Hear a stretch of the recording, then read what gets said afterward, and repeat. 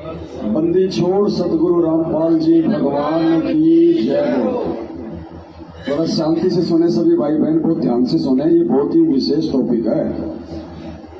और इसीलिए परमात्मा कहते हैं कि साध संगत से भेद जो पाया, साध संगति से ही भक्ति मार्ग के भेद हमें पता चलेंगे।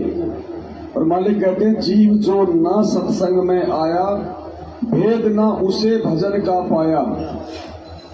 और गरीबदास जी को भी बावड़ा बताया, क्या कर ले इस दुनिया शान का। तो सत्संग कहो चाहे साध संगत कहो चाहे सत्संगति कहो, वो एक ही चीज है। और परमेश्वर के जो बच्चे होते हैं वो जब आपस में बैठ के परमात्मा के कहे गए वचनों पे चर्चा करते हैं, वो भी सत्संग ही होता है। सत्संग का मतलब यही नहीं कि गुरुजी सिंहासन पे बैठ के अपने मुख कमल से सत्संग कर रहे हैं। सत्संग का मतलब होता है सत्य वचन, जिसमें झूठ ना हो, जिसमें मिलावट ना हो, जो सर्व के हित के लिए हो, उसको कहते हैं सत्संग, सत्य का संग। तो वो सत्संग यदि उस परमात्मा के बच्चे निष्कपट होके और उन्हीं के वचनों को आधार बना के कहेंगे करेंगे, वो भी सत्संग ही है।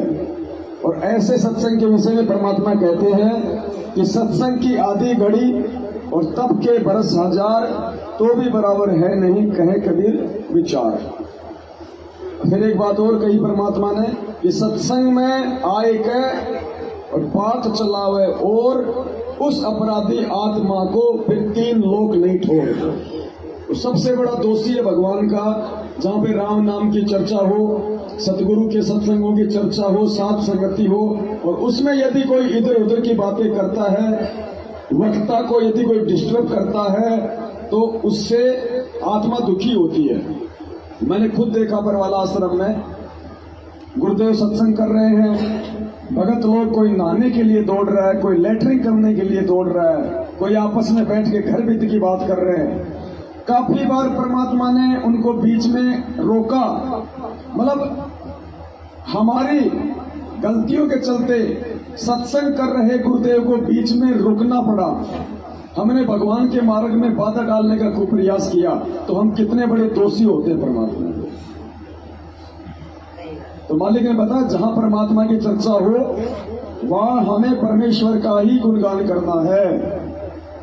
देखो बात वही आएगी एंड में, हमारे अंदर ये कमजोरियां उस समय तक नहीं जाएंगी जब तक हम गुरु जी को परमात्मा नहीं मानेंगे। अब एक प्रधानमंत्री से कोई आपकी मीटिंग होनी है,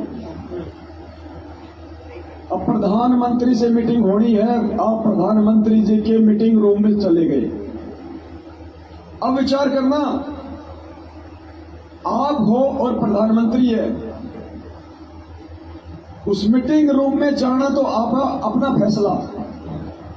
मीटिंग रूम में जाने के बाद क्या आप मीटिंग रूम से बाहर बिना प्रधानमंत्री की अनुमति के आ सकते हो? क्या उस मीटिंग रूम में बैठ के जिस विषय को लेके वो मीटिंग है, क्या उससे हटके आप कोई दूसरी बातें कर सकते हो?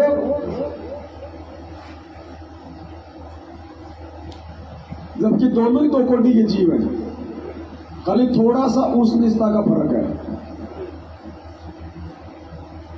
तो इसी प्रकार जहां परमात्मा का सत्संग होता है या जहां साथ संगति होती है, जहां परमात्मा खुद सूक्ष्म रूप में प्रकट होते हैं, वो परमात्मा का सत्संग रूम है, मीटिंग रूम है।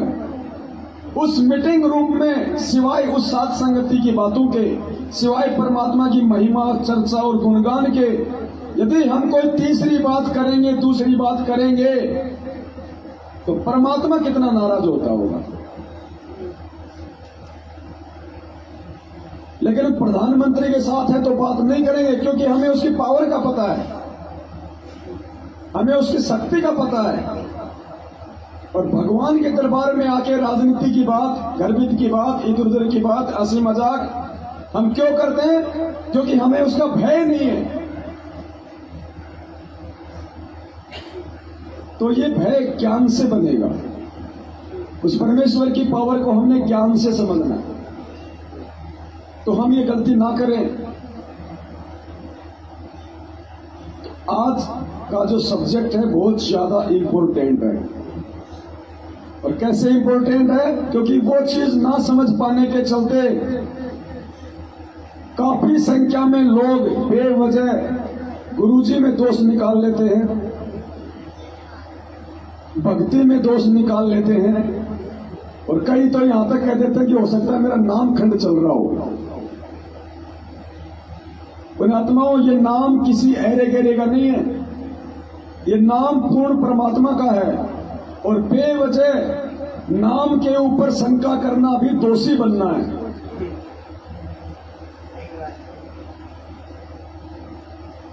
आज संगत में काफी संख्या में आप ऐसे लोग देखते होंगे जो आपको कहते हैं कि भगत जी को लाभ ही नहीं हो रहा, कोई फायदा नहीं है, 2-3 महीने तो बढ़िया काम चला नाम लेते ही, साल भर तो कोई दिक्कत नहीं आई, भगत जी अब परेशानी आ रही है। सुनते ना, अमूमन क्या बोलेंगे कि भगत जी नाम लेने के 4-5 महीने तक तो ठीक था, उसके बाद ना तो भक्ति में वो मन लग रहा, ना विशेष कोई लाभ हो रहा, उल्टा नुकसान और शुरू हो गया। ऐसे फोन हमारे पास में बहुत आते हैं। और वैसे भी आप जी बातें संगत में करेंगे तो आपको ज्यादातर यही सुनने को मिलता है। अब इसके पीछे का रीजन क्या है? वो गलत नहीं कह रहा भगत, वो झूठ नहीं कह रहा, वो सही कह रहा है, लेकिन उसके पीछे का रीजन का ना पता होने के चलते हम डगमग वाली स्थिति में आ जाते हैं, भक्ति और भगवान से दूर हटने वाली स्थिति में आ जाते हैं काल प्रेरणा से। अब वो क्या है, क्यों ऐसी स्थिति प्रकट होती है? हर चीज को परमात्मा उतने सरल तरीके से करके नहीं बताएगा, वो बताने में समर्थ है, वो पहले ही बता सकता था, लेकिन उन्होंने अपने सत्संगों को भी सरल तरीके से समझाने के लिए हम साथ संगत वालों के लिए एक ऑप्शन छोड़ना था। भाई वेद कितना उलझा हुआ ज्ञान है, गीता जी के श्लोक कितने टेढ़े, तो परमात्मा ने तो अपने सत्संगों में उनको सरल करके समझाया। और क्या कहा गुरु जी ने कि वेद लिखे परमात्मा ने, और वेदों का सार क्या है? गीता, और वो कोड वर्ड में तत्व ज्ञान युक्त।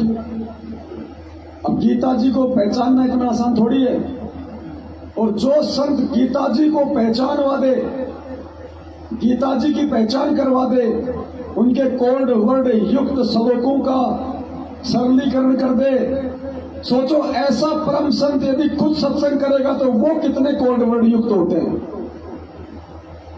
यानी गीता और वेदों को समझना आसान है, लेकिन परम संत के सत्संगों को समझना आसान नहीं है। इसलिए गुरु जी ने कहा कि बच्चों, ये जो गरीबदास जी महाराज जी का जो ग्रंथ साहिब है, ये पढ़ने और दिखने में बहुत सीधा लगता है, लेकिन वेद और गीताओं से भी गहरा है, इसको समझना। इसीलिए 300 साल हो गए, आज तक कोई नहीं समझ पाया, सिर्फ गुरुदेव ने आके समझाया, क्योंकि उसमें विश्व की सभी भाषाएं हैं। अब विश्व की सभी भाषा को इंसान नहीं जान सकता। तो ज्यादातर लोग क्या कहते हैं, भगत जी 4 महीने हो गए नाम लिए हुए, 6 महीने 1 साल हो गई, शुरू में तो ठीक था, उसके बाद में ना भक्ति में मन लगे, काम धंधा भी डाउन हो गया। लोग भी ये कहते हैं कि कौन से बाबा का नाम ले लिया, तो इससे पहले ठीक था। तो काल हमें इन घटनाओं के माध्यम से तोड़ने का प्रयास करता है, और 99% लोगों के सामने ये समस्या आती भी है और आई भी होगी। अब ये क्यों आई, क्यों आती है और इसका समाधान क्या है, ये गुरुदेव के आशीर्वाद से हम समझने का प्रयास करते हैं। जैसा कि थोड़ी देर पहले परमात्मा ने जिक्र करवाया था, यदि हम भैंसे या किसी भी जानवर को यदि उसका नाम लेके पुकारेंगे, जो उसकी बॉडी का नाम है, उसके शरीर की पहचान है, वो हमारी तरफ आकर्षित नहीं होता। और उसका जो एक कोड वर्ड है, भैंसे को भैंसा भैंसा कहेंगे नहीं सुनेगा, उड़ रही कर दो तुरंत सुनेगा, कुत्ते को कुत्ता कुत्ता कहो नहीं सुनेगा, टोल टोल कर दो तुरंत सुनेगा। इसी प्रकार से जब शुरुआत में हमारे को परमात्मा ये प्रथम मंत्र देते हैं 5 देवताओं के, और ऊपर नीचे परमेश्वर अपने स्वयं के देते हैं, जिस पद में वो होते हैं। अब जैसे ही हम इन पांचों मंत्रों का मर्यादा में रह के सुमरन शुरू करते हैं तो प्रतिफल में हमारे को लाभ मिलना शुरू हो जाता है, क्योंकि ये शरीर में विराजमान कमलों में प्रधान देवी देवताओं के नंबर मंत्र हैं। तो मर्यादा के साथ जैसे हम इनका जाप करेंगे हमारे को लाभ शुरू हो जाता है। और क्या बताया परमात्मा ने, इसके लिए भी भगवान ने पहले लीला रची। कल जो शब्द परमात्मा ने जो बनवाया था कि ब्रह्मा जी का विष्णु का उनको जो मंत्र दिए थे परमात्मा ने, तो क्यों दिए परमात्मा ने उनको? एक सिस्टम बनाया परमात्मा ने, पहले पूरा मैनेजमेंट सेट किया ऊपर के लोगों में। चाहता तो परमात्मा डायरेक्ट हमारे को लाभ दे सकता था, फायदा दे सकता था, लेकिन उन्होंने ऐसा नहीं किया। परमात्मा ने अपना एक विधान बना के छोड़ दिया। अब परमेश्वर ने ब्रह्मा विष्णु महेश को एक मैनेजर के रूप में बना दिया, आप और हमारे लिए। सबसे पहले परमात्मा मिले ब्रह्मा जी को ज्ञानी ऋषि के रूप में, उनके गुरु बने। ब्रह्मा जी को ओम नाम का मंत्र दिया। विष्णु जी के पास गए, हरिये मंत्र दिया। शंकर जी के पास गए, सोहम दिया। आज वो तीनों देवता उसी मंत्र का जाप करते हैं। परमात्मा वापस गए सतनाम देने, तो तीनों ने रिजेक्ट कर दिया, किया नहीं, परमात्मा ने करवाया, क्योंकि उनको सतनाम देना ही नहीं था। तो परमेश्वर ने खाली उनको एक एक मंत्र दे दिया। अब परमात्मा नीचे आ गए। नीचे आके परमात्मा ने जो मंत्र ब्रह्मा विष्णु महेश को दिए थे वो तीनों मंत्र प्रथम मंत्र में हमें भी दे दिए। अब हम क्या करेंगे? जैसे प्रथम मंत्र का जाप करेंगे मर्यादा में रह के, तो हमारा जो ब्लूटूथ है उसको हम ऑन कर देंगे नाम लेते ही। नाम लेने का मतलब है मोबाइल का ब्लूटूथ ऑन कर देना। और हम जैसे ही वो मंत्र का जाप करेंगे जिस भी देवता का, तो मालिक ने उनका ब्लूटूथ तो पहले से ही ऑन कर दिया था।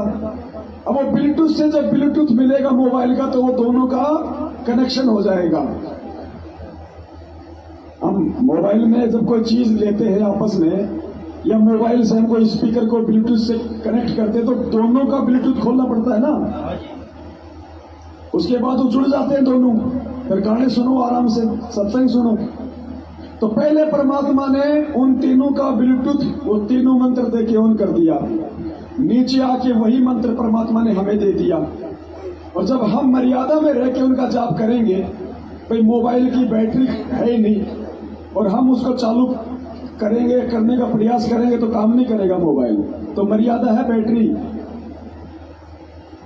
तो जैसे ही वो मंत्र जाप करते हैं प्रथम मंत्र, तो हमें लाभ शुरू हो जाते हैं, क्योंकि हम उन देवताओं के वास्तविक मंत्र जाप करते हैं और तुरंत वो हरकत में आ जाते हैं कि हमें कौन याद कर रहा है, किसको दुख है, किसको तकलीफ है। वो रह नहीं सकते, क्योंकि सिस्टम ही ऐसा बना दिया गुरु जी ने। तो तुरंत हमें लाभ मिलना शुरू हो जाता है।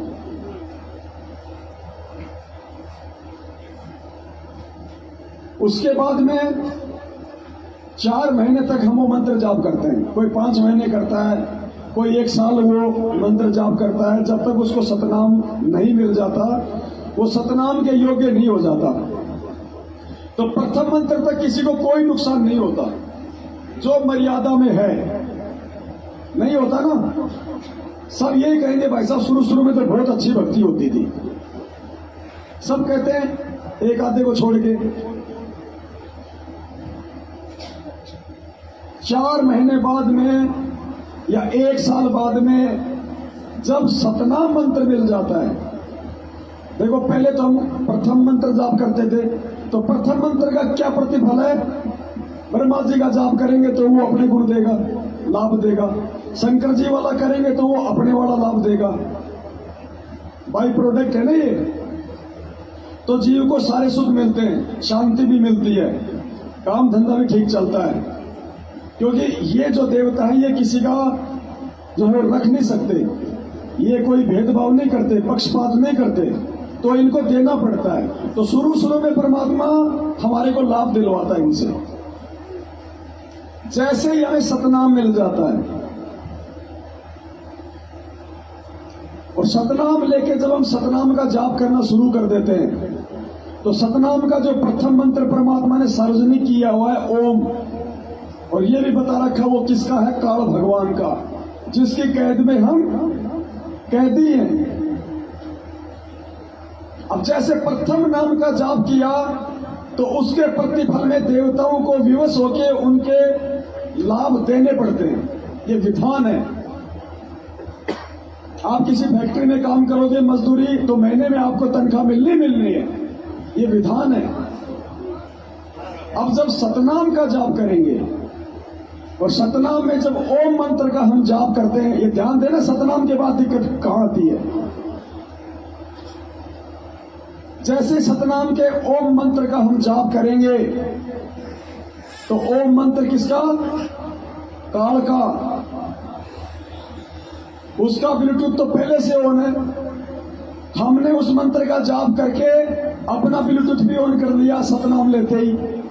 अब ब्लूटूथ से ब्लूटूथ जुड़ेगा तो क्या होगा, कंपन, हलचल, और वो देखेगा मुझे किसने याद किया, वो देखेगा उसने याद किया। क्यों याद किया, तो सतनाम क्यों दिया परमात्मा ने, मोक्ष के लिए, मुक्ति के लिए, काल की जेल से बाहर निकलने के लिए। अब वो क्या करेगा, विधान है परमात्मा का, देना उसको भी पड़ेगा। जैसे देवताओं ने दिया, नहीं देगा तो परमात्मा पिटाई करेगा। अब वो क्या देगा, सतनाम जाप करेंगे मोक्ष के लिए, काल लोक से छूटने के लिए, काल का जो ऋण है वो चूकता करने के लिए करते ना। अब जब जाप करेंगे, अब काल को पता चल गया कि इसके प्रतिफल में मैंने जो एग्रीमेंट जो कर रखा है परमात्मा से कि सर्वे धर्मान परित्याज्यम एकम शरणम व्रज अहम तवा स्वर पाप्याभ्याभि मोक्ष्यामि मासुच, कि मैं तुझे सभी कर्मों से और धर्मों से जो मेरे लेवल के हैं उनसे मैं तुझे मुक्त कर दूंगा। मैं उन जीवात्माओं को 21 ब्रह्मांड से बाहर का रास्ता दे दूंगा। अब सतनाम लेने के बाद जब हम ओम नाम का जाप करते हैं तो काल को प्रतिफल में आपको 21 ब्रह्मांड से बाहर जाने का रास्ता देना पड़ता है। अब वो रास्ता देना नहीं चाहता, अब वो क्या करेगा, वो हमें रास्ता ना मिले इसके लिए वो हमारे को भ्रमित करने का प्रयास करेगा। अब वो हमारी मर्यादा तोड़वाएगा, क्योंकि मालिक वाले मिशन में तो वो छेड़छाड़ नहीं कर सकता कि जो ओम नाम की जिसके पास कमाई होगी उसको निकालना पड़ेगा अपने लोक से। लेकिन आत्माएं ओम नाम का जाप करके उसके लोक से बाहर ना निकल जाएं, वो तो एक एक आत्मा के लिए लड़ता है ना, मरता है ना। परमात्मा ने क्या बताया, जब परमात्मा मगर से लीला करके सहशरीर सतलोक जा रहे थे एक साधारण संत का रूप बना के, तो काल ने एक साधारण व्यक्ति समझ के, एक साधक समझ के रोकने के लिए अपनी पत्नी दुर्गा को भेज दिया कि उसको रोक, निकल ना जाए मेरे लोक से वरना तेरी खैर नहीं। दुर्गा ने कितने डोरे डाले परमात्मा पे, कीन्या मगर पियाना, सतगुरु कीन्या मगर पियाना, वो वाणी आती है ना परमात्मा की। दुर्गा ने कितना कोशिश की कि मैं तुझे अपना राजा बना के रखूंगी, मैं तेरी पटरानी बन के रहूंगी। मालिक ने कहा कि ये तो गुड़ के लड्डू हैं, हम नहीं खाते, हम नहीं खाते। ऐसी वाणी शब्द है परमात्मा का। अब सुन ले परमात्मा का, थोड़ा हमें मालूम पड़े फिर हम आगे बढ़े।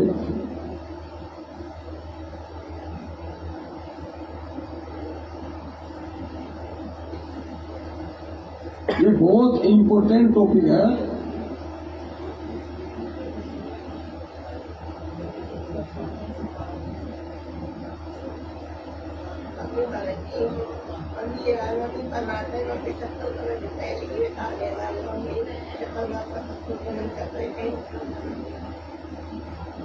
तो कैसे कैसे डोरे डाले थे दुर्गा ने परमेश्वर को साधारण संत समझ के, व्यक्ति समझ के। अर्थात एक तरफ तो परमात्मा के विधान अनुसार काल में ओम नाम के जाप करने वाले को रास्ता देना पड़ता है, सभी धर्म कर्मों से मुक्त करना पड़ता है। दूसरी तरफ वो घटिया नीति भी अपनाता है कि ये निकल ना जाए। तो क्या प्रयास किया था उसने परमेश्वर के लिए, सोचो हमें कहां बख्शेगा।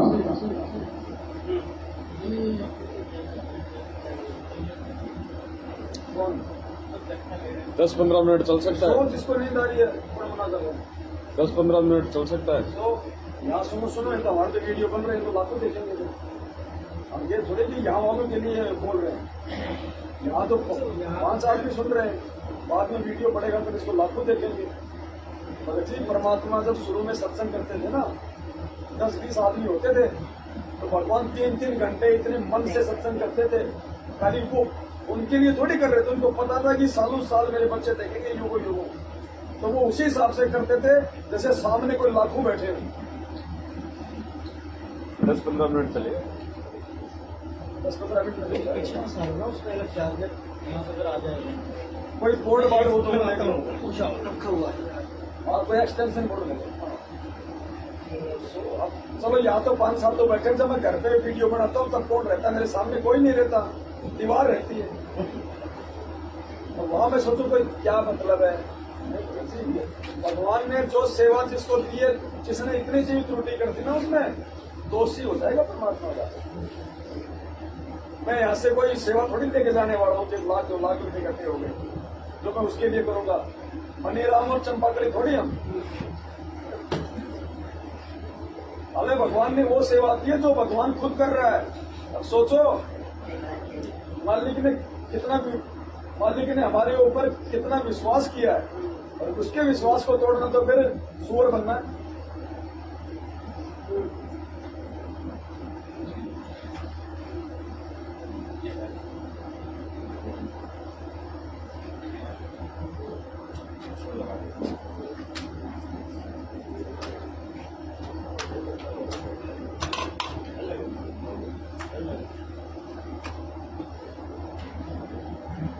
कई बार तो परमात्मा ने अपना विधान बताया। कई बार तो मालिक ये कहते हैं कि जब ये परमात्मा इस पृथ्वी पे आता है, कभी 20 साल रुकता है, कभी 50 साल रुकता है। गुरुदेव कहते हैं अगर एक आत्मा भी इस ज्ञान को समझ के अगर उस परमात्मा के साथ सतलोक जाने के लिए तैयार हो जाती है, तो भी परमात्मा बहुत बड़ा अपना सौभाग्य समझता है। सोचो एक आत्मा के लिए परमात्मा 100 साल यहाँ बिता देते हैं, तो सोचो कितना मुश्किल है यहाँ से आत्माओं को लेके जाना। तो जब भगवान इतनी मेहनत करता है तो हमारी क्या जिम्मेदारी बनती है भगत जी। अब ये जो बातें हो रही हैं, ये बातें दास ने इनको समझाने के लिए शुरू की थी। अब देख लो, ये है काल का प्रभाव। कल दास बात कर रहा था, ये वीडियो बना रहे थे, तो इन्होंने कहा कि काल का ऐसा चेहरा मुझे गुरुजी ने दिखाया। तो दास ने क्या कहा था कि जिसका मंत्र जाप करोगे तो वो अपना रिएक्शन तो देगा ना। तो इन्होंने कहा कि मुझे दिखाई दिया उसका चेहरा। आप में से किसी को दिखा आज तक? क्यों दिखा? मर्यादा विहीनता के कारण। अब ये अभी जो बातें हो रही हैं, ये सारी इनके लिए थी। काल ने पहले इनको सुला दिया। ये होता है प्रभाव। तो दुर्गा परमेश्वर को रोकने का प्रयास कर रही है, और गुरुजी कहते हैं असली बखेड़ा तो यहां से निकलोगे तब शुरू होता है, जबकि काल तो हमें यही रहते सहते बखेड़े में उड़ जाने का पूरा प्रयास करेगा। ये सतनाम मिलने के बाद, ये बहुत गहरा विषय, ध्यान से सुनना इसको। ये सत्संग केवल इसलिए सुनाया जा रहा है ताकि मालूम पड़े कि काल कितना प्रयास करता है जब साधक इसके लोक से बाहर जाने की भक्ति करता है। यहाँ से जब साधक जाता है, अगर सतगुरु शरण है तो फिर तो कोई खतरा नहीं, परम संत साथ होगा। और जब वो परमात्मा अकेले जा रहे थे तो फिर उसमें उन्हें सोची वैसे भगत जा रहा है और इसको काबू कंट्रोल करो, कंडम करो। क्या बताते हैं? देखा मगर जहूरा सतगुरु, देखा मगर जहूरा सतगुरु, देखा मगर जहूरा हो। काशी में कीर्ति कर चले, कौन ले नूर हुए नूरा हो। काशी में तो अपनी कीर्ति बना के महिमा गा कर चले गए, और वहां से वो नूर परमात्मा का यानी तेजो में शरीर अपने वास्तविक स्थान सतलोक में पहुंच गया। आदि माया आदि अर्श से उतरी बनी अप्सरा पूरा हो। हम तो बड़े कबीर पुरुष को तू है दुल्हा पूरा हो। माया कहे कबीर पुरुष से, देखो बदन जहूरा हो। अर्श विमान स्वर्ग में मंदिर, भोगे हमको सूरा हो। कहे कबीर सुनोरी माया, क्यों कुटन नजर तुम घूरा हो। जिन भोगी सो नरक के रोगी, होगे धूर मधुरा हो। हर वाणी में, हर शब्द में एक संकेत देगा परमात्मा। परमात्मा किसी का टाइम पास या मनोरंजन करने के लिए नहीं आते हैं। वो माया, वो दुर्गा जिसने अपने शरीर को जहूरा बना लिया, तेजोमय बना लिया, किस लिए? परमेश्वर को आम साधक समझ के उसको विचलित करने के लिए, उसको ठगने के लिए, उसको अपनी काम वासना के जाल में फांसने के लिए। परमात्मा कह रहे हैं कि जब तुम यहां से चलोगे या जब तुम इस भक्ति पे लगोगे यहां, तो तुम्हारे को भी इसी प्रकार से ये काल ठगेगा। और परमात्मा ने कहा कि बचने का तरीका क्या है? क्या कहा परमात्मा ने पहले ही? कि उसने सोचा एक आम साधक जा रहा है, आम भगत जा रहा है, तो हम आम भक्तों के लिए समझा रहे परमात्मा कि जो मेरे साथ हो रहा है वो तुम्हारे साथ भी होगा। मैं जा रहा हूं तो हो रहा है, तुम्हारे साथ नीचे भी होगा। तो आज कितनी हमारे अंदर कमजोरी है। किसी सुंदर सी माता बहन को देख लेते हैं तो मन में क्या क्या उथल पुथल शुरू हो जाती है। ये संकेत कर रहे हैं परमात्मा कि तुमने भक्ति करके कितना जो है सुदृढ़ होना है। कोई माता बहन किसी सुंदर पुरुष को देख लेती है तो उसके मन में क्या विचार उत्पन्न हो जाते हैं। मालिक ने बताया कि जब तुम ऊपर जाओगे तो काल भगवान ने त्रिकुटी तक तुम्हें जाने से रोकने के लिए 72 करोड़ अप्सराएं वहां पे सेट कर रखी हैं। उनका काम एक ही है कि पृथ्वी लोक पे यदि इस साधक की या साधिका की आत्मा, इसकी आस्था अगर किसी पर पुरुष में थी या पर नारी में थी, और आज भी है क्योंकि वही रहेगा, सूक्ष्म शरीर में भी वही भाव रहेंगे, तो उन अप्सराओं की ड्यूटी काल ने यही लगा रखी है कि मान लीजिए जैसे ये पवन दास है, आज गुरु जी की भक्ति कर रहा हूं और ना समझे में आके मेरे अंदर विकार भी है और मेरी आस्था किसी दूसरी औरत में, किसी लड़की में है, उसको प्राप्त करने की मेरी इच्छा थी कि मेरी रमैनी तो उससे होनी थी, लेकिन वो तो उससे हो गई। जैसे अहिल्या की शादी तो होनी थी गौतम उससे, इंद्र से, और बीच में कूद गया उसका गुरु, तो इंद्र के अंदर वो इच्छा रह गई ना, उस इच्छा ने फिर उसको नीच कर्म के लिए प्रेरित किया। अपने गुरु की पत्नी के साथ उसने अपने ही जो है गुरु का रूप बना के उसने उसके साथ में दुष्कर्म किया। तो जैसे कोई भाई, अब ये मूर्खता, अज्ञानता, ये रमैनियां नहीं हो रही है, रामायण हो रही है। यार मेरी रमैनी तो उसके साथ होनी थी, वो नहीं हो पाई, उसके साथ हो गई, तो उस संगत की उस बहन में जो बहन वाली आस्था होनी थी उसकी अपनी औरत वाली आस्था हो गई। या और साधक मान लो जैसे भी है, दास एक एग्जाम्पल दे रहा है। और शरीर छोड़ते समय भी मन में वही भाव रहेंगे। अब ऊपर जब जाएंगे तो वो 72 करोड़ जो अप्सराएं हैं, जो पुरुष का भी रूप बना सकती हैं, जो स्त्री का भी रूप बना सकती हैं, अब वो क्या करेंगी?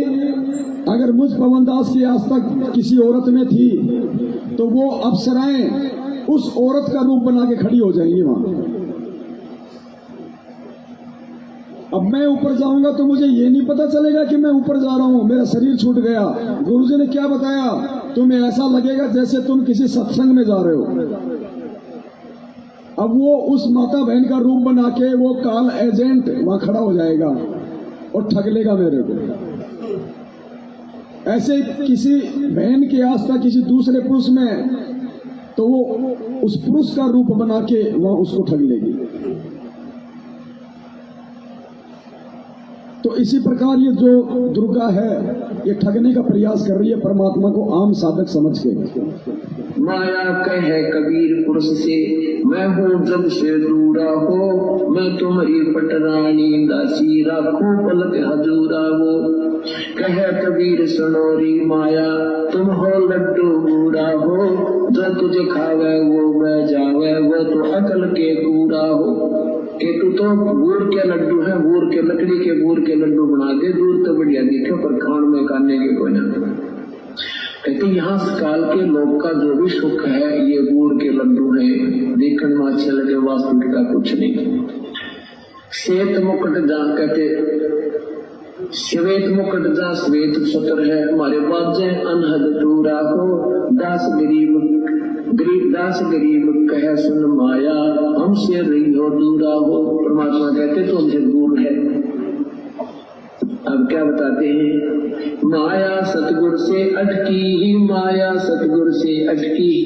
या माया परमात्मा के साथ आके और अपने डोरे डालने लगी।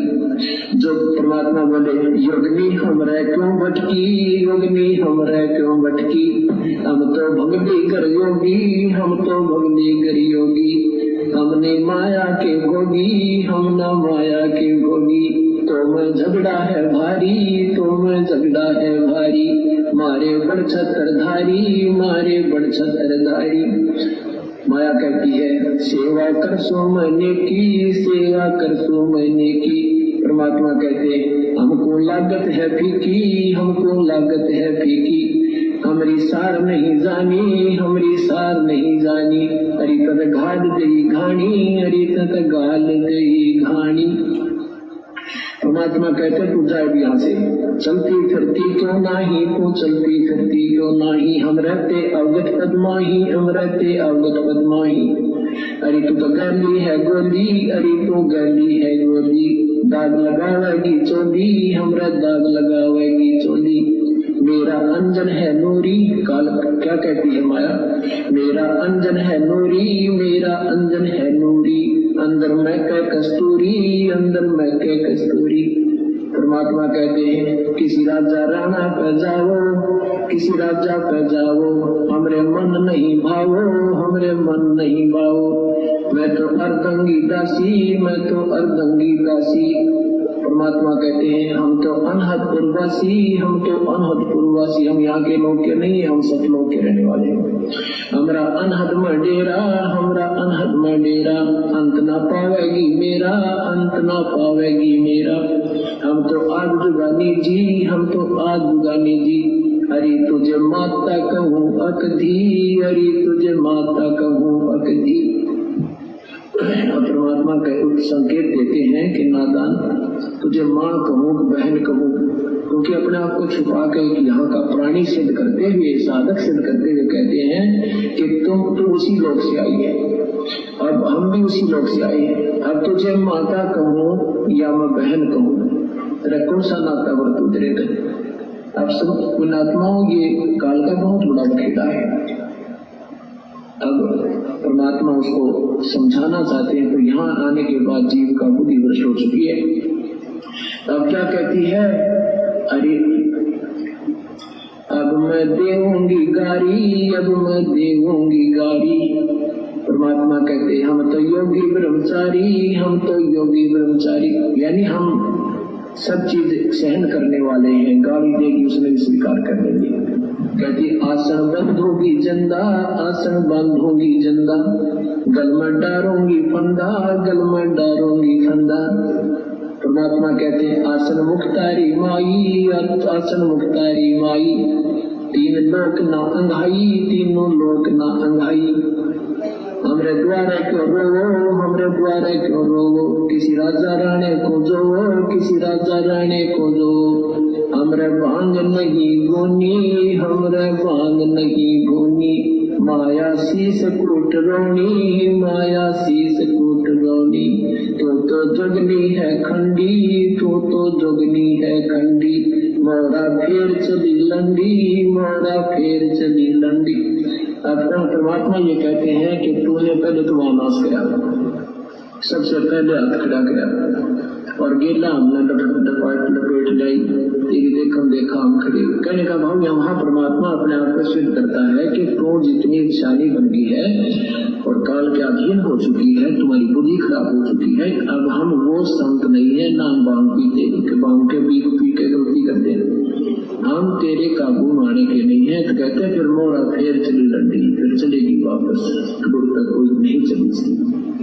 तो ऐसे परमात्मा की शरण माने से हमारे सारे संकट और पूर्ण परमात्मा की महिमा से हम परिचित होंगे और संकट निवारण।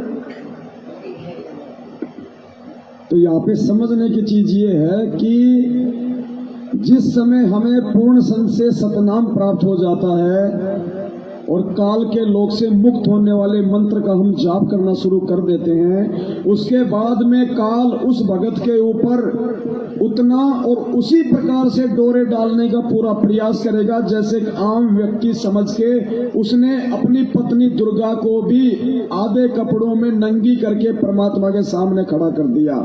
हम तो अर्धंगी दासी, हम तो अर्धंगी दासी, हम तो अनहद पुरवासी। यानी इतने भी घटिया कर्म करवाने से ये पीछे नहीं हटता एक प्राणी को अपने लोक से मुक्त होने के लिए। तो जैसे ही हमें सतनाम का जाप मिलेगा, हम ओम मंत्र का जाप करेंगे, तो इसको मजबूरन रास्ता देना पड़ेगा परमात्मा से एग्रीमेंट के अनुसार कि सर्व धर्मान परित्याज्य माम एकम शरणम व्रज अहम तवा सुर पाप्याभ्यामी, क्या बोलते हैं मालिक, मोक्षयामी मासुच। अब वो इतनी आसानी से मुक्त नहीं होने देगा। परमात्मा कहते हैं धर्म सत का राज धर्म राय कर ही अपना किया सबे दंड भर ही। गुरुदेव ने कहा कि ये सत का राज करता है लेकिन कागज सारे उल्टे नीचे नीचे करता है। ये दिखावट में तो बिल्कुल सत का राज करेगा लेकिन जीवों में कुप्रेरणा करके उनके जो कर्म है वो भी यही बिगड़वाता है। तो रास्ता देना इसकी मजबूरी हो जाएगी, लेकिन ये घटिया कर्म करवाएगा कि ये रास्ता प्राप्त करने के योग्य ही ना रहे। इसलिए सतनाम मिलने के बाद काल का हमारे ऊपर विशेष निगाह दृष्टि हो जाती है। वो हर प्रकार से कोशिश करेगा आपके किसी भाई बहन के माध्यम से, आपके रिश्तेदार में प्रवेश करके आपके ऊपर पाबंदी लगा देगा। तू शादी में नहीं आ रहा, तू बात में नहीं आ रहा, तू हमसे बड़ा हो गया, तू परंपराओं को छोड़ना चाहता है। आपकी यदि पत्नी अनुपदेशी है तो उसमें काल बैठ जाएगा आपकी मर्यादा तोड़वाने के लिए।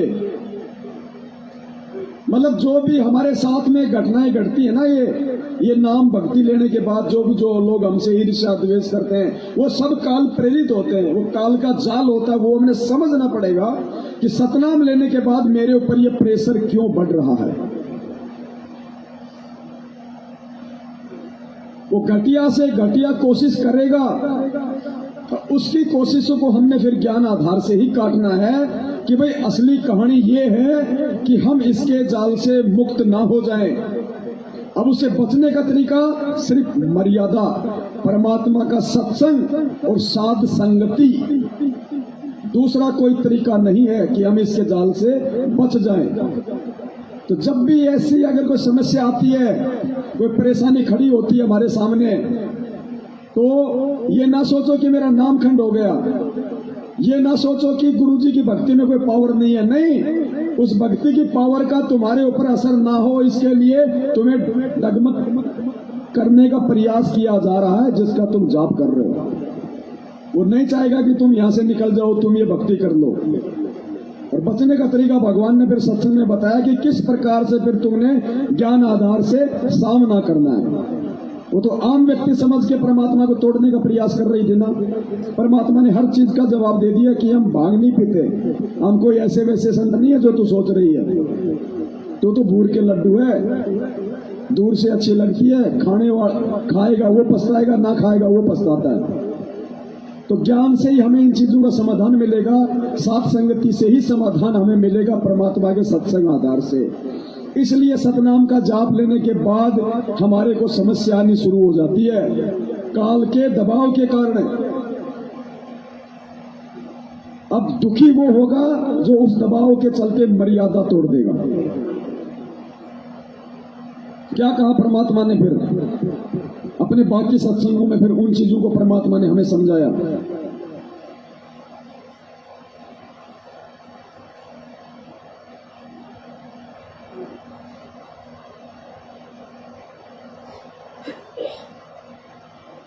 क्या बताया? ध्यान से सुनना पुण्यात्मा। जैसे सतनाम मिलेगा और आप जाप करना शुरू करोगे तो कौन कौन आपको दुखी करने का प्रयास करेंगे, कैसे कैसे प्रयास करने का वो करेंगे। क्या कह रहे हैं परमात्मा? और उन तमाम बाधाओं को जो पार करके जो संत की शरण में लगा रहेगा, सत्संगों में आएगा जाएगा, साथ संगति से जुड़ा रहेगा, उसी का आवागमन नसाएगा।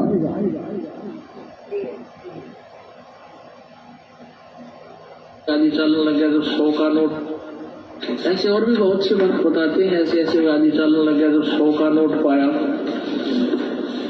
एक भाई कह रही थी जी मैं पति तो नाम नहीं ले रहा, बाधा भी करता था। समागम आ गया, करौचे आश्रम में जब हम सत्संग करते थे तो मैंने अपने पति से कहा कि मैं सत्संग में जाऊंगी, मैंने 100 रुपये दे दिए। ये 10 वर्ष पहले, 18 वर्ष पहले की बात है। वो कहने लगा मैं तेरे को छोड़ने नहीं दूंगा, और तू तीसरे दिन झोला उठावे और वहां चली जाती है। वो कहने लगी मैं कोई गलत जगह जाती हूँ, तो 60-65 साल की उम्र की बुढ़िया थी, और तेरे बेटे जान लग गए वहां पर। बेटे तो अपनी कमाई करे, वो ले जाते किराया। मैं किराया मान ले उनसे मांग भी लूं तो नखरे करता है, क्योंकि बेटे अलग हो रहे हैं, उनसे थोड़ा द्वेष रखता है, उनसे कैसे ले लेगी, वहां जाओ भी देंगी। तो उसने कहा कि मुझे 100 रुपये दे दे। बोला कति नहीं जान दो, और जाके दिखाई आज तो नहीं, मैं पैसा किराया दूं नहीं, तू जागी कैसे।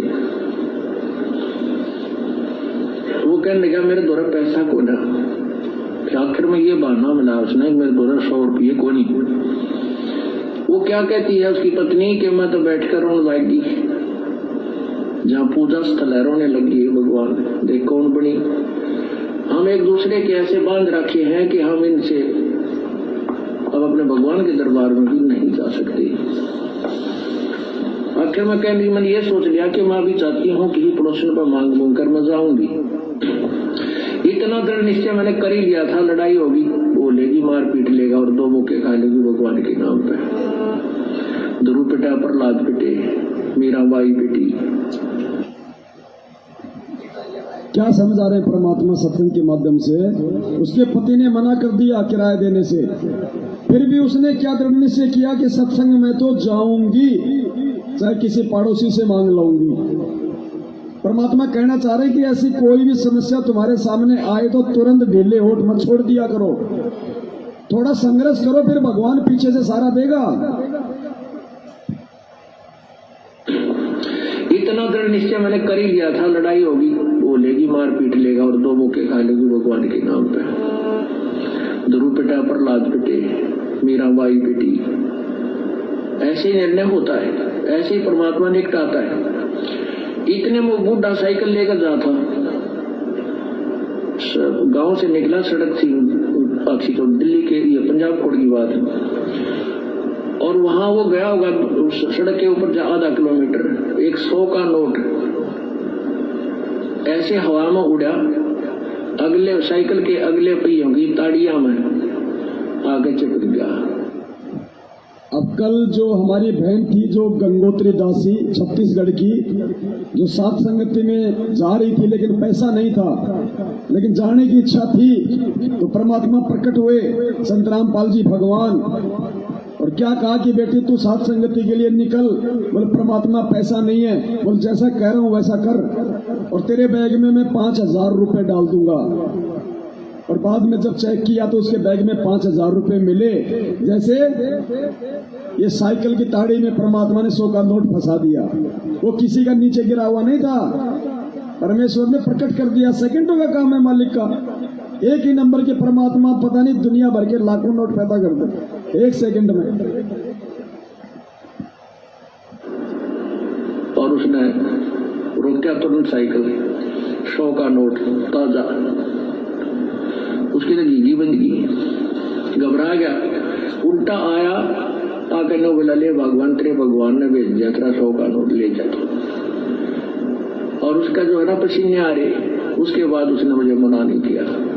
तो यहाँ परमात्मा कहते हैं, अब आगे ध्यान से सुनना, ये सतनाम मिलने के बाद फिर काल कैसे हमारे को और किन किन हमारे ही रिश्तेदारों के माध्यम से रोकने का, तोड़ने का, डगमग करने का प्रयास करेगा।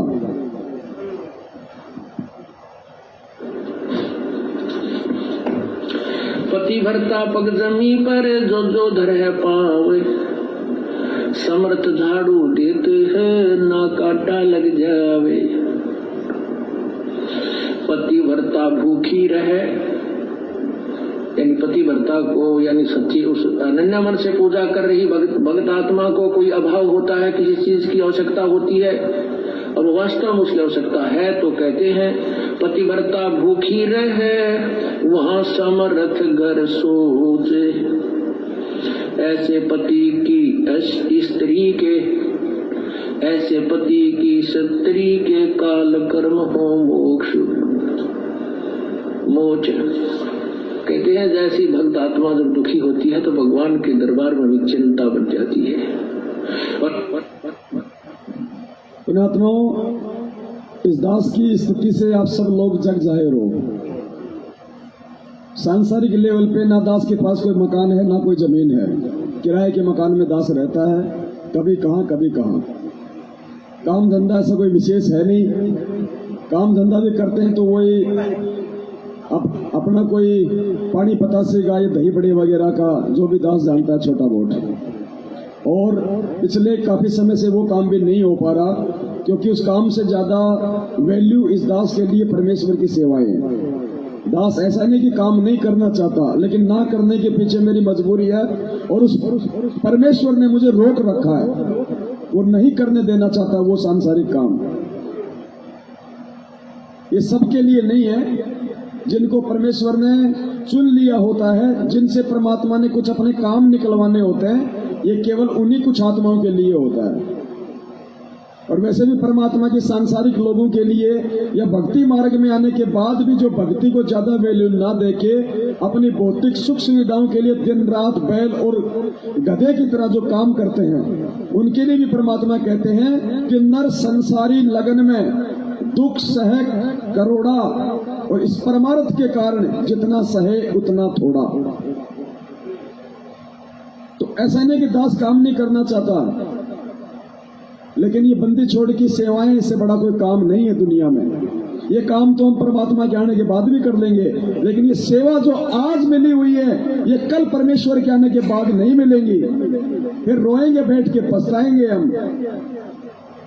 तो सबको पता है दास पहले मेरठ में रहता था। अब मेरठ वालों के मेरे बीच में क्या हुआ, दास ने वीडियो बना के डाला हुआ है। उनकी जमीन के लिए दास ने किसी भाई से उनको 4 लाख रुपए उधार दिलवाए थे, और उसके बाद मेरठ वालों ने वो पैसे देने से मुझे इनकार कर दिया। मैं खाली उन दोनों के बीच में था। मेरठ वालों ने पैसे देने से इनकार कर दिया। अब वो भाई मेरे पीछे पड़ गया कि भाई मैंने तो तेरे कहने पे दिया पैसा, जबकि मैंने दोनों को आमने सामने किया था। लेकिन यहाँ पे वही बात है, अपने से नीचे वाले को हर कोई यहाँ पे दबाता है। ये घटिया आदत है इस लोग की। तो दास ने, चलो भाई कोई बात नहीं, दास ने बैठ के जब जोधपुर की सत्संगति थी तो काफी भक्तों ने कहा, तो दास ने कहा ठीक है भाई कोई बात नहीं, मैं तो पहले से दुखी हूं और हो लूंगा दुखी, कोई बड़ी बात नहीं। क्योंकि भगवान जब किसी की परीक्षा लेता तो ठोक के लेता है।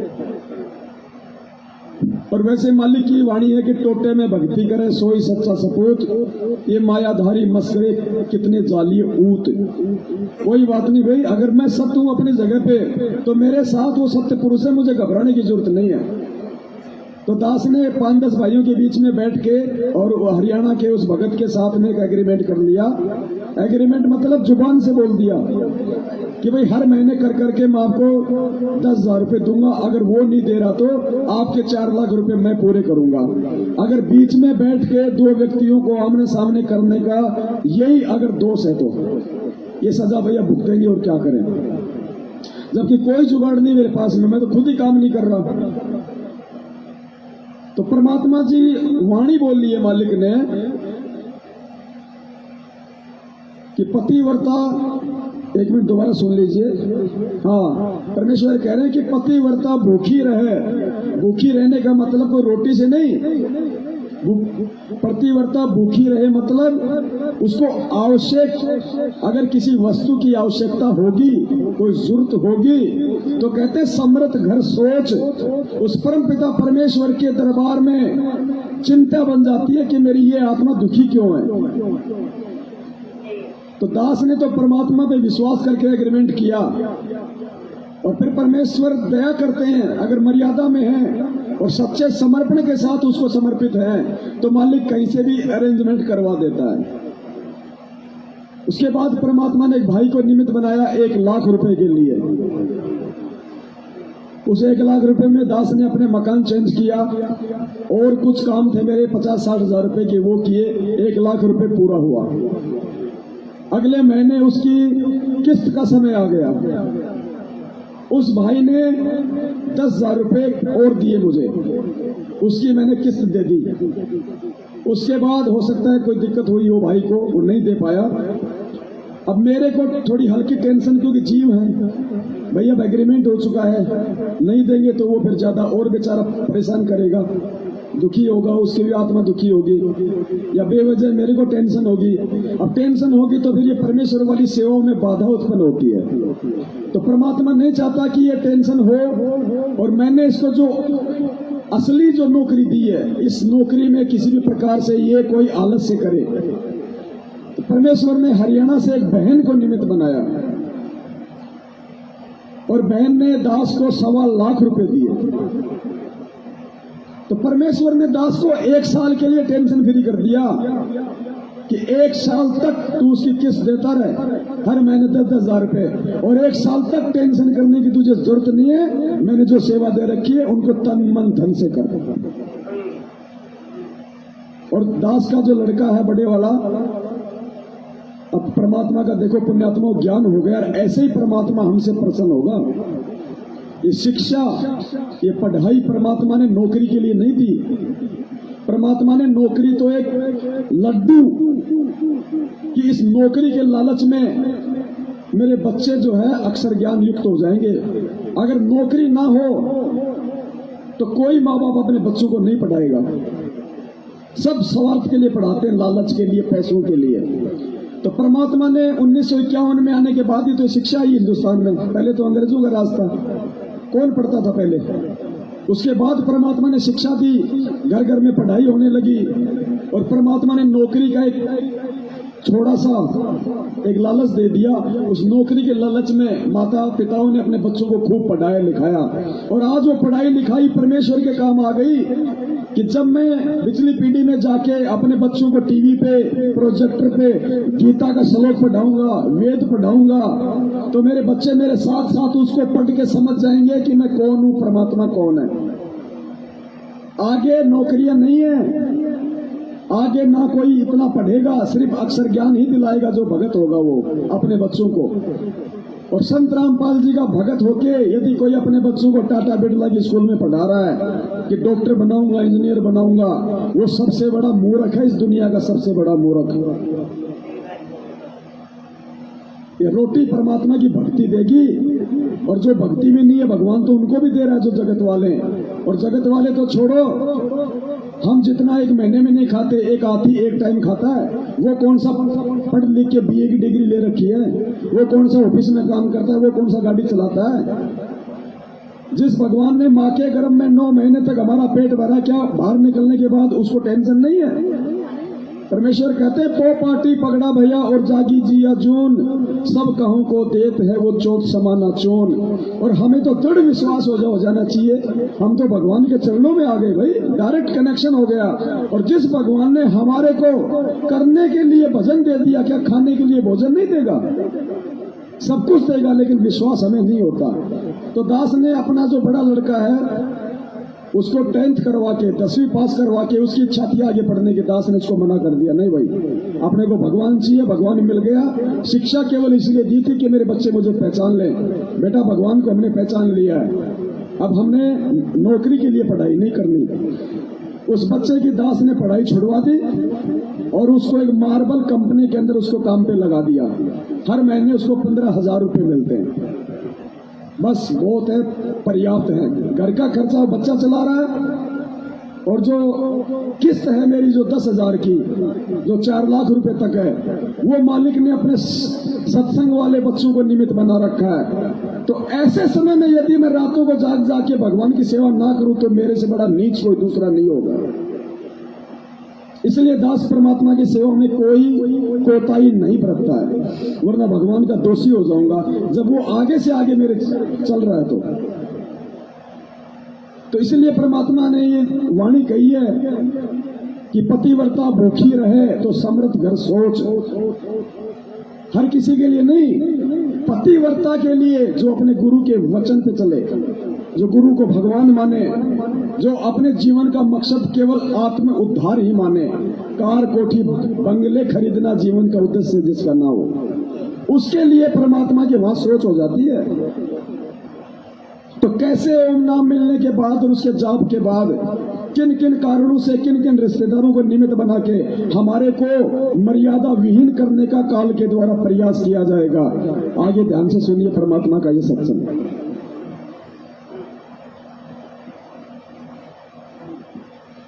और ऐसे पति की स्त्री के काल कर्म हो मोक्ष, जो ऐसे सोचे है किसी चीज की आवश्यकता होती पर जो धर है पावे, समर्थ झाड़ू देते हैं ना काटा लग जावे। पतिव्रता भूखी रहे, यानी पतिव्रता को यानी सच्ची उस अनन्य मन से पूजा कर रही भक्त आत्मा को कोई अभाव होता है, किसी चीज की आवश्यकता होती है और वास्तव में उसकी आवश्यकता है, तो कहते हैं पतिव्रता भूखी रहे वहां समर्थ घर सोचे। ऐसे पति की स्त्री के, ऐसे पति की स्त्री के काल कर्म हो मोक्ष मोच। कहते हैं जैसी भक्त आत्मा जब दुखी होती है तो भगवान के दरबार में भी चिंता बन जाती है। और ऐसे पति की स्त्री के काल कर्म हो मोक्ष, जो ऐसे दृढ़ता के साथ, समर्पण के साथ, पूरे विश्वास के साथ भगवान पर लगती है, उसके नाम पर, कहते हैं उन्हीं का मोक्ष होता है, उन्हीं के पाप कर्म नष्ट होते हैं। कहते हैं नुक्ते ऊपर रिक जाएगा रे कोट कर्म जल जा तुम्हारे। ये नुक्ते होते हैं जो हम लोग लाज और किसी परमात्मा के नाम पर ना किसी पति से, ना पत्नी से, ना काल सतनाम लेने के बाद तोड़ने का प्रयास करेगा। इधर परमात्मा आके सत्संग दे दे के हमारे को टूटने से बचने के तरीके बता रहे हैं। ये कनेक्शन हमने खुद जोड़ने पड़ेंगे कि परमात्मा कहाँ क्या संकेत कर रहे हैं। पुत्र से कोई दबाव नहीं मानते अपने आत्म कल्याण के लिए, तो परमात्मा कर्म जल जा तुम्हारे। ये नुक्ते होते हैं जो हम लोग लाज और किसी परमात्मा के नाम पर ना किसी पति से, ना पत्नी से, ना पुत्र से कोई दबाव नहीं मानते अपने आत्म कल्याण के लिए, तो परमात्मा प्रसन्न होता है। परमात्मा कहते हैं मात पिता सुत स्त्री, मात पिता सुत सत्री, आलस बंधु कान, संत मिलन को जब चले ये अटकावे आए। मात पिता, बालक है, बेटा है, बेटी है, माँ बाप नहीं जानते सत्संग। 15-16 साल के 20 साल तक हैं वो माता पिता के अधीन होते हैं। और जो बुजुर्ग हैं वो जब बच्चे बड़े हो जाते हैं तो बच्चे बेटा बेटियां के अधीन हो जाती हैं, बेटे का अधीन हो जाते हैं, या फिर आलस या फिर लोक लाज। जैसे आप यहाँ सत्संग में आते हैं, कोई ना कोई जरूर टकरा देगा, कहाँ चले बेरा है सत्संग में जाते हो गए, थारा तो पाल लिख रहा है, तीसरे दिन वहां बैठे रहते हो। तो इस तरह के श्लोक सुना देते हो और आप जो ज्ञान में कमजोर है इन बातों से दबाव मानने लग जाता है और फिर वो आना भी कम कर देता है, उसको ज्ञान नहीं है। इसीलिए परमात्मा कहते हैं कि मात पिता सुत स्त्री और आलस बंधुकांड माने लोक लाज, अपने मित्रों के वो कहे हुए व्यंग्यात्मक बातों से झिझक जाना।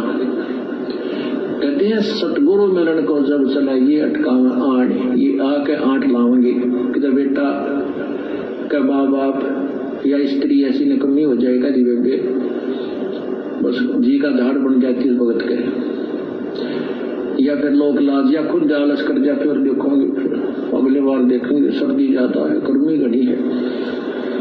इनका अटकाया ना अटके जो सतगुरु दर्श को जाए, कहे कबीर सो संत है भाई आवागमन नसावे। कहते नुकते ऊपर रीत जाएगा।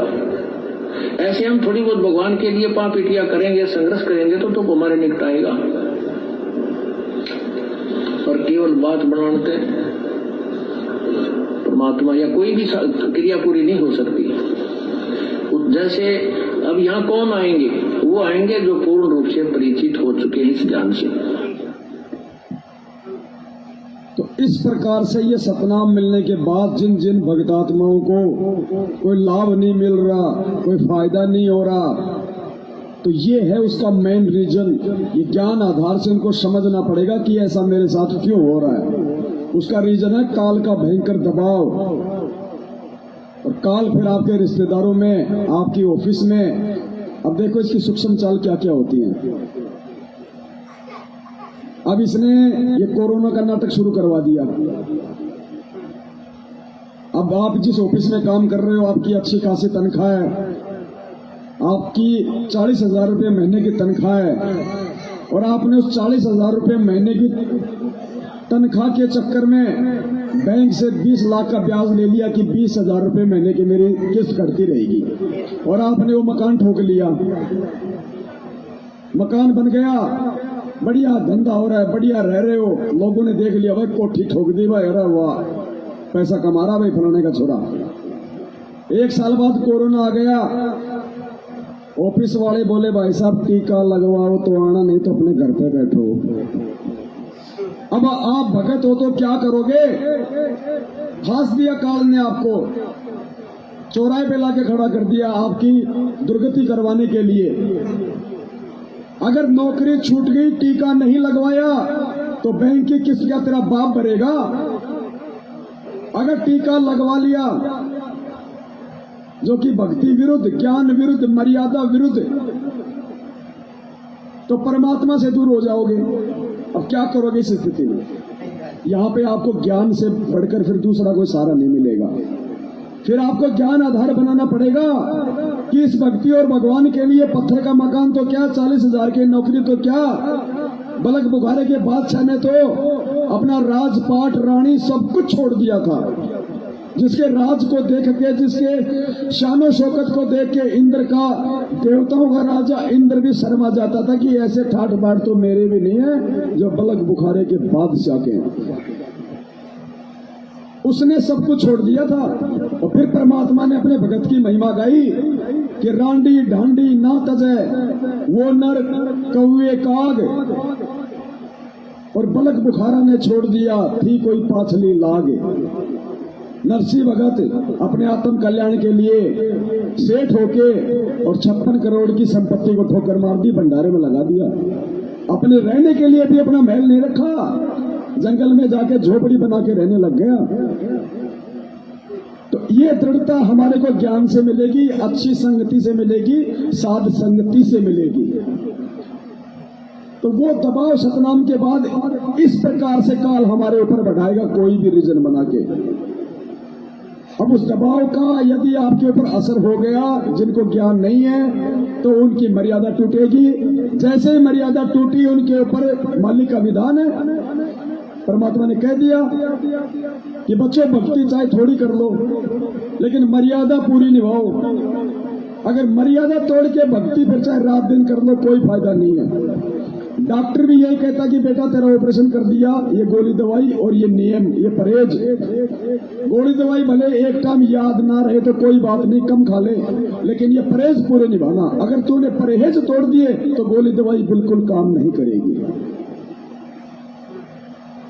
तो पुण्यात्माओं, सतनाम के बाद हमारे को विशेष तौर पे एहतियात बरतने की जरूरत है। इसीलिए आए दिन लोग मर रहे हैं सारनाम तक प्राप्त करके, जो सतलोक आश्रम मैनेजमेंट हरियाणा की कुसंगति से जुड़े हुए हैं, क्योंकि वो समझ नहीं पा रहे, वो दुविधा में है कि हो क्या रहा है। गुरु जी की भक्ति भी कर रहे हैं, गुरु जी के आदेश भी मान रहे हैं, जो पीले पर्चे में आ रहे हैं, जो ऑडियो आ रही है। अब उनको ये नहीं पता बिना साथ संगति के कि वो पीले पर्चे आ कहां से रहे, वो भक्ति और ज्ञान विरुद्ध आदेश दे कौन रहा है। अरे इस मार्ग में आने के बाद अगर संत रामपाल जी भी राजनीति करवाएंगे तो भक्ति क्या फिर आसाराम करवाएगा। तो पुण्यात्माओं, इस प्रकार से हमने सात संगतियों के माध्यम से परमात्मा के ज्ञान को आधार बना के हमने बचना है इस काल के भयंकर जाल से।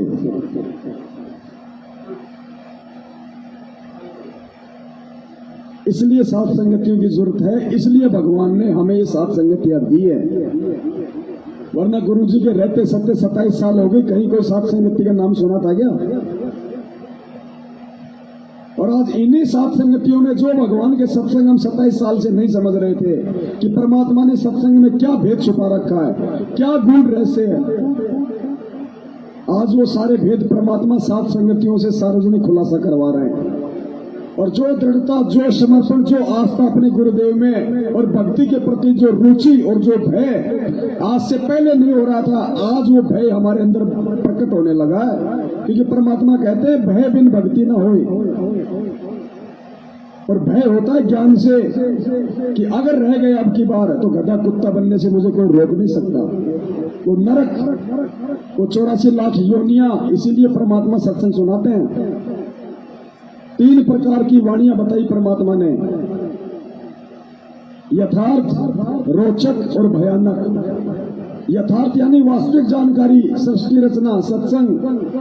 रोचक कुछ कुछ मीठी बातें परमात्मा बीच बीच में कोई चुटकुला सुना देते हैं, कोई हंसी मजाक की बातें कर देते हैं, जैसे कथाएं सुनाते हैं परमात्मा, तो ये रोचक है। और एक भयानक कि 4 खानी में जाएगा कबू न लगता पार, अगर भक्ति नहीं करी तो 84 लाख योनि में जाना पड़ेगा, गधे कुत्ते सूअर के शरीर भोगने पड़ेंगे, परमात्मा फिर सहायता नहीं करेगा। ये भयानक वाणियां। तो परमात्मा कई प्रकार के तरीके अपना के अपने बच्चों को भक्ति से जोड़ के रखते हैं। तो वर्तमान में उस परमेश्वर ने हम भाई बहनों को आपस में निमित्त बना रखा है। तो भाई दास को तो भगवान ने जो सेवा दी है, दास की योग्यता के अनुसार, योग्यता भी नहीं कह सकता, ये भी परमात्मा से दास माफी चाहता है कि परमेश्वर, दास की तो कोई योग्यता है नहीं, हो तो आप ही योग्य बनाते हो। तो दास उस चीज को परमात्मा के ही आशीर्वाद से पूरी तरह से निभाने का पूरा प्रयास कर रहा है। हालांकि अभी भी बहुत कमियां हैं। मालिक से प्रार्थना करूंगा परमात्मा और सेवाएं दे, और सेवाओं को करने की शक्ति दे परमेश्वर। आप भाई बहनों का क्या फर्ज है, क्या कर्तव्य है, ये संदेश जो आप यहाँ से सुन के जाते हो, या आप यदि सोशल मीडिया पे जुड़े हो तो आपने किस प्रकार से अन्य भाई बहनों को जगाने के लिए आपने ज्यादा से ज्यादा इन वीडियो को आगे भेजना, शेयर करना, भगत भाई बहनों को बताना, ये आप भाई बहनों की जिम्मेदारी, आप लोगों की सेवा है। जब भी साथ संगति में आओ, प्रयास करो कि एक भगत को तो मेरे को लेके ही आऊंगा। देखो हर बार आप आ रहे हो तो कोई फायदा नहीं है। अरे आप तो समझ चुके हो, मेरठ में इसी बात को लेके हमारा मनमुटाव हुआ था। हर बार वही भगत आ रहे हैं। तो दास ने खड़ा होकर कहा कि यहाँ पे कोई शादी का प्रोग्राम होता है क्या हर महीने? ये पांचों यज्ञ तो तुम अपने घर पे भी कर सकते हो। जब तक तुम यहाँ से सीख के जो जाते हो बाहर नहीं बताओगे, हर बार किसी एक आत्मा को तुम नहीं लाओगे, तुम्हारा क्या फायदा यहाँ पे आके सूखे ये भोजन करने से। ये खाना तो तुम अपने घर पे भी खा सकते हो, ये भक्ति तो तुम अपने घर पे भी कर सकते हो। और दास ने कहा था 8 मार्च 2020 को सबके सामने खड़े होके वहां पे, क्योंकि हमें कोई स्वार्थ नहीं है, हम कोई पैसों के लिए नहीं कर रहे। दास ने कहा कि आज के बाद कोई नहीं आएगा यहाँ पे। अगर तुम किसी नए भक्तात्मा को नहीं लेके आते हो तो, और कोई नहीं आता है तो कोई बात नहीं, यहाँ से जो सुन के जाते हो यदि तुम दूसरों को नहीं बताते हो तो धिक्कार है फिर तुम्हारा यहाँ आना। फालतू में कोई मनोरंजन के लिए आ रहे हो। इस बात को लेके मेरठ वाले नाराज हो गए, हाथ से माइक छीन के बोले नहीं नहीं सब आएंगे यहाँ पे, ऐसी बात नहीं है। क्योंकि स्वार्थ उनका था, मेरा नहीं था। पैसे का हिसाब किताब वो लोग जो वो देखा करते थे, मैं नहीं देखा करता था। मन में दोष उनके था, मेरे नहीं था। तो दास ने खड़ा होकर बोल दिया आज के बाद कोई नहीं आएगा। इसी बात को लेके मेरठ वाले मेरे से नाराज हो गए और वो 4 लाख रुपए देने से उन्होंने मुझे मना कर दिया। ये था मेन रीजन। फिर दास भी वहां से आ गया सब कुछ छोड़ छाड़ के। मेरी जो दही बड़े की दुकान थी कम से कम 1 लाख से ऊपर का सामान था, मुझे दुकान तक नहीं खोलने दी। बोले मर्डर कर देंगे अगर दुकान के हाथ लगा दिया तो, निकल जाए यहां से। आज भी वो दुकान ऐसे की ऐसे, पता नहीं उन्होंने निकाल लिया नहीं निकाला पता ही नहीं।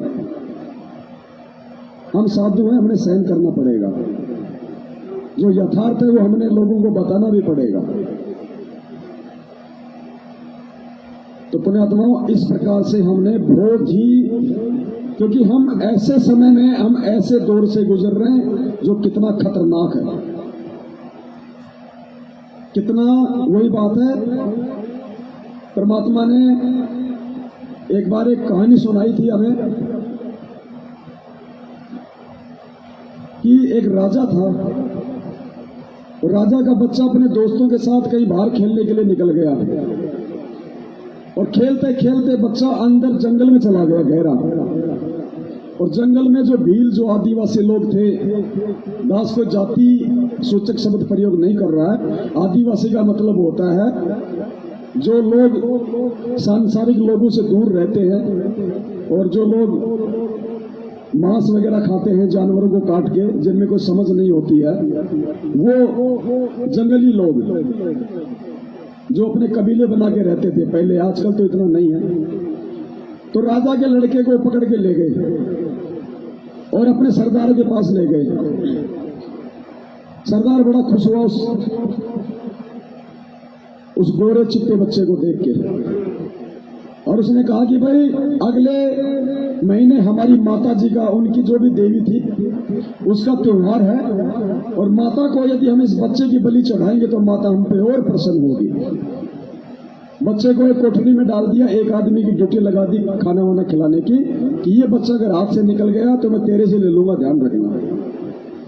राजा ने मालूम किया बच्चा घर पे नहीं आया, काफी परेशान हुआ। पुण्यात्मा विचार करना, ये खाली एक कथा नहीं है, इस कथा का निष्कर्ष निकालना गुरु जी ने क्यों सुनाई, क्या समझाने के लिए। राजा यानी सतलोक में बैठा हुआ परमात्मा, सतनापाल जी भगवान और कबीर परमात्मा, वो बच्चा जो नादानी में अपने यार दोस्तों के साथ बाहर खेलते खेलते दूर चला गया, यानी उस काल के चक्कर में आके और दुर्गा के चक्कर में आके हम उस राजा के बच्चे जो आज यहाँ बैठे हुए हैं, हम हाथ खड़ा करके उस काल के साथ इस जंगल में आ गए। अब बाप को बड़ी टेंशन हुई। राजा ने काफी सोच विचार किया कि बच्चे को कैसे निकाला जाए, वरना वैसे तो बच्चा आने वाला नहीं है, वो लोग छोड़ने वाले नहीं है। तो राजा ने काफी सलाह मशवरा करके और किसी एक ऐसे व्यक्ति को बुलाया जो 1 महीने में राजा को परफेक्ट कर दे कि जो लोग जंगल में रहते हैं आदिवासी, उनकी भाषा, उनका रहन सहन, उनके जैसे बोलना चलना उठना, उस राजा को कोई बिल्कुल परफेक्ट कर दे। तो एक व्यक्ति ने कहा कि साहब 1 महीने में आपको परफेक्ट कर दूंगा। तो राजा ने कहा ठीक है। राजा को 1 महीने में उन भीलों की भाषा सिखा दी, उनका रहन सहन हुलिया सब कुछ वैसा बना दिया राजा का भील के जैसा। और राजा अपने महल से निकल गया अपने बच्चे को सकुशल वापस लाने के लिए। अपना हुलिया चेंज किया, किसी को भेजा नहीं।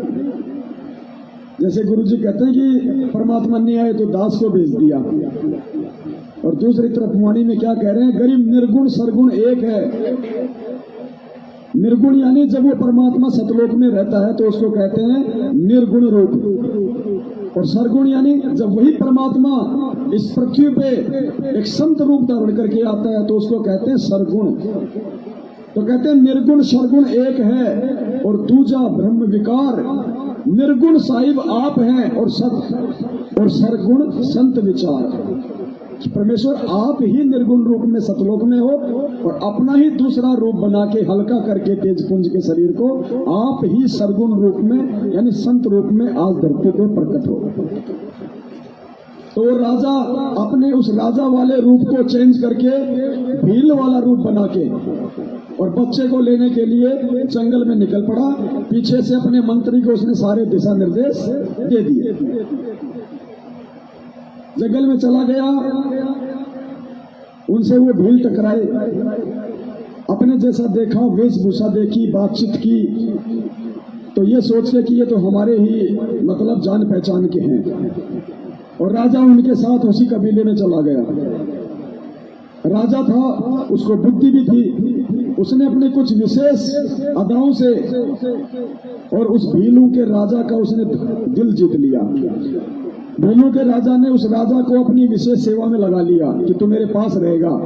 राजा उसको बढ़िया कहानियां किस्से सुनाता था, उसकी बढ़ाई करता था।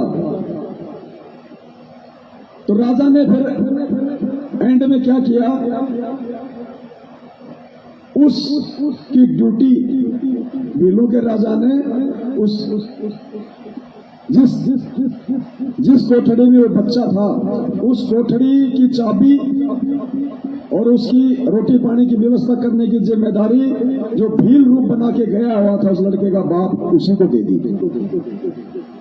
अब वो ऐसे थोड़ी है कि भाई उसको चाबी दे दी तो निकाल के ऐसे ले जाएगा। अब 4-5 दिन बाद में माता जी का प्रोग्राम था बच्चे की, उस दिन उन्होंने बलि चढ़ानी थी। राजा पूरी तैयारी के साथ गया था। जिस दिन उनका प्रोग्राम होना होता था उस समय वो लोग धूमधाम से शराब वगैरह पीना और बहुत अच्छा अच्छा खाना खाना वो करते थे। तो भीलू के राजा ने पार्टी रखी, धूम धड़ाके गाने बाजे, छुरा वगैरह पी गई, शराब वगैरह पी गई। अब राजा ने क्या किया, उस शराब में नशे की जो दवाई लेके गया था वो डाल दी और सबने खाया पिया। 2-4-5 घंटे के बाद में राजा ने देखा कि सब लोटपोट। अब राजा ने तुरंत मौके का फायदा उठाया, तुरंत उस कोठड़ी में गया, बच्चे के पास गया और बोला, देख जैसा मैं कहूं वैसा करना बस, और मुझे तेरे बाप ने भेजा है, मुझे तेरे पिताजी ने भेजा है तुझे यहां से निकालने के लिए। जैसा मैं कहूं वैसा करते रहना। मैं जो तुझे बताऊं उससे अगर जरा सा भी इधर उधर हुआ तो तू भी मरेगा और मुझे भी मरवाएगा। अगर वो ये कह दे कि मैं ही तेरा बाप हूं और अपनी वास्तविकता उसको दिखा दे 2 मिनट के लिए मुंह मां धोके, तो वो नादान बच्चा उसी समय रोने लग जाएगा अपने दुखों के कारण। तो वो राजा भी फंसेगा और वो भी फंसेगा। तो राजा को बच्चे की कमजोरी का पता था, उसकी बुद्धि के स्तर का पता था, इसलिए उसने अपना भेद नहीं बताया कि मैं ही तेरा बाप हूं। ये कहा कि देख मुझे तेरे बाप ने भेजा है तुझे यहां से निकालने के लिए, और जैसा मैं कहूं वैसा ही करना। बच्चे को टाइट कर दिया, बोला ठीक है। तो बच्चे का हाथ पकड़ा और चुपचाप रहना, बोले बोलना मत। और बच्चे का हाथ पकड़ के मौके का फायदा उठा के राजा वहां से निकल लिया। सुबह तक राजा रुका नहीं, बच्चे को लेके चलता रहा। और जैसे ही वो सीमा आ गई, वहां पहले से राजा ने मंत्री को कह दिया था, मंत्री अपनी सेना लेके तैयार खड़ा हुआ था। और बच्चे को लेके उस भील वाली वेशभूषा में,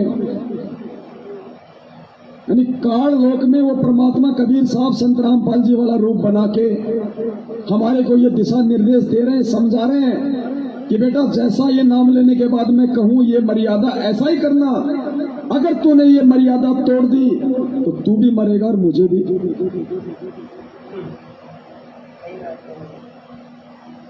और यदि ये परमात्मा हमें अपना वास्तविक रूप दिखा दे आज, तो भी नुकसान हो जाएगा। इसलिए परमात्मा ने अपने आप को छुपाया, उस भील की तरह आज छुपा रखा है। तो राजा बच्चे को लेके उसी भील वाली वेशभूषा में महल में चला जाता है। महल में रानी भी अपने बच्चे का इंतजार कर रही थी। बच्चे को देख के रानी रोने लग गई, बच्चे से लिपट गई। अब वो भील के रूप में जो राजा था, अब देखना पुण्यात्माओं कैसे मालूम पड़ेगा कि ये कौन है आज हमारे गुरुजी के रूप में। उसी बच्चे के सामने बच्चा भी देख रहा और भील वाली वेशभूषा को राजा उतारने लग गया और अपना मुंह वगैरह धोया। तब उस बच्चे ने देखा, रे ये तो मेरा ही बाप है और मुझे निकालने के लिए इतनी बड़ी बाधा इसने मोल ले ली। 21 महीने की जेल 2006 में, रोहतक जेल में छाती के बाल तक उखड़वाए इस परमात्मा ने मुझे इस काल के जाल से बाहर निकालने के लिए। आज 2014 से 7 साल की जेल, 30 दिन का पुलिस का रिमांड, दुनिया की गालियां, निंदा का पात्र बना, लोगों की यातना सही, किसके लिए? मुझ नीच के लिए, जो मूर्खता में इस काल के लोक में आके मैं यहां पे फंस गया। बच्चे ने देखा मेरा ही बाप है ये तो, अपने आप को छुपा के और मुझे वहां से निकाल के लाया। जब वास्तविकता बच्चे के सामने आई तो अपने बाप से लिपट के रोने लग गया वहीं पे। तो अपने आत्मा, ये परमात्मा धरती पे खुद कबीर साहब हैं जो अपने आप को छुपाते हुए, वरना कौन निकाल लेगा? ऐसा कौन है? अरे वो राजा का बच्चा था, इसलिए राजा को था दर्द, इसलिए अपने बच्चे को निकालने के लिए खुद गया। दूसरा नहीं निकाल के ला सकता, वो लाख गलतियां कर देगा। तो सतलोक से आने के बाद दर्द इस परमात्मा को है कि मेरी आत्मा है जो फंस गई, इसलिए स्वयं आता अपनी आत्माओं को निकालने के लिए ये भिन्न भिन्न रूप बना के, भिन्न भिन्न ये रोल करके।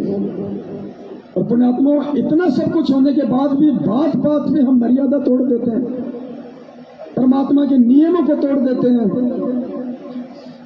कैसे बात बनेगी भाई? सोचो वो बच्चा अगर जरा सी भी गलती कर देता उस समय वहां, तो क्या वो बच्चा भील की जेल से बाहर निकल सकता था क्या? लेकिन जो समझदारी उस बच्चे ने दिखाई पुण्यात्माओं, आज हमने दिखानी पड़ेगी, तब जाके परमात्मा सकुशल हमें सतलोक ले जाएगा। तो इस प्रकार से हमने बहुत सावधानी बरतने की आवश्यकता है कि सतनाम मिलने के बाद में विशेषकर, और माता बहनों, परमात्मा ने स्पष्ट बोल रखा है सोने में काल है, काल। और परमात्मा ने कहा कि इसको तो शरीर पे तो छोड़ो, घर में भी नहीं रखना, सोने को तो घर में भी नहीं रखना चाहिए, इसमें तो काल का वास है। और उस सोने को यदि हम अपने शरीर पे धारण करते हैं तो अभी हम किस स्तर पे हैं? हमने तो काल को अपने सिर पे बैठा रखा है और सतलोक जाने की उम्मीद कर रहे हैं, कभी नहीं जा सकते।